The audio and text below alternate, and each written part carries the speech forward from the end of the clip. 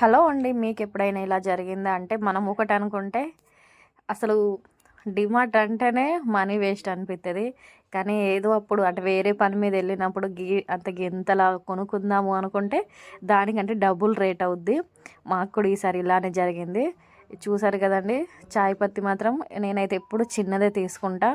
అంటే చిన్న 2 తీసుకుంటా. మరీ పెద్దది తీసుకున్నామంటే దాని ఫ్లేవర్ అనేది మిస్ అయిపోద్ది. అంటే ఇంతకుముందు ఫస్ట్ అలానే చేసేటోళ్ళం పెద్దవి తీసుకోవాలని. అంటే ఒక 5-10 రూపీస్ తేడా ఉంటుంది కదా అని తీసుకుంటే అంటే మనం డబ్బాలో వేసుకున్నా కూడా ఫ్లేవరు టేస్ట్ అనేది మారిపోద్ది లాస్ట్ వరకు. అందుకే ఎప్పుడైనా నేను మాత్రం చిన్నవి తీసుకుంటా. చిన్నవి 2 తీసుకుంటా ఎప్పుడైనా. చూసారు కదండి. మసాలాలో ఇక్కడ మాత్రం పసుపు ప్యాకెట్ 145 ఉంది. అంటే బయట మాత్రం అంటే పసుపు కొమ్ములు తీసుకుంటే 1 కేజీ పసుపు కొమ్ములు వస్తాయి. పట్టించుకోవడానికి 20-30 రూపీస్ తీసుకుంటారు, కానీ కేజీ పసుపు వస్తుంది. చూసారు కదండి. అంటే ఇక బైక్ మీద తీసుకోవడానికి ఇబ్బంది అవుతుందని ఆయిల్ ప్యాకెట్స్ మాత్రం ప్యాకెట్సే తీసుకున్నా. ఒక 6 తీసుకున్నా. ఎట్లాగో పండుగ వస్తుంది కాబట్టి. కానీ మనము డిమార్ట్ అంటాం కానీ అంటే కళ్ళకి ఏ వస్తువు కనిపించినా తీసుకుంటూనే ఉంటాము. అంటే ఎవరైనా ఇలాగే జరుగుద్ది.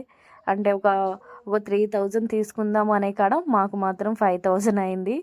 అంటే ఇక పండుగ వస్తుంది. ఇక అంటే మాకు షాప్ ఉంది, కిరాణా షాప్. ఇక దాంట్లో కూడా కొన్ని అయిపోతాయని తీసుకున్నాము. అట్లా రేట్లు చూసి. మీకు కూడా ఎప్పుడైనా ఇట్లా జరిగితే కామెంట్ చేయండి. నాకు అసలు ఇక్కడ జీలకర్ర అస్సలు కనిపించట్లేదు ఎంత వెతికినా కూడా. చూసారు కదా. అది వేరే సైడ్ ఉంది. అంటే ఇంతకుముందు సైడ్ వచ్చినప్పుడు ఇటు సైడ్ ఉండేది. ఇప్పుడు మాత్రం ఇక్కడికి వెళ్ళి తీసేసిళ్ళు. చూసారు కదండి. వెతికి వెతికి లాస్ట్కి ఇక తీసుకోను అనేసరికి మళ్ళీ జీలకర్ర అనేది కనిపించింది. అంటే ఒకటి అనుకుంటే ఒకటి అయిపోద్ది డిమార్ట్ అంటే. ఇంకా పిల్లలు వస్తే మాత్రం అసలు ఈసారి పిల్లల సైడ్ అంటే బొమ్మల సైడ్ కానీ బట్టల సైడ్ కానీ అసలు వెళ్ళని లేదు అసలు మేము. ఆడికే 5000 అయిపోయింది బిల్లు. చూసారు కదండి. మీకు కనుక ఎప్పుడైనా ఇట్లా జరిగితే కామెంట్ చేయండి. అంటే మనం ఒకటి అనుకొని వెళ్తే అందులోకి వెళ్తే మాత్రం బిల్లు వాసిపోద్ది. ఇక అప్పటికి మా ఆయన అంటాడు, నువ్వు ఇంత అన్నావు ఇంత అయిపోద్ది.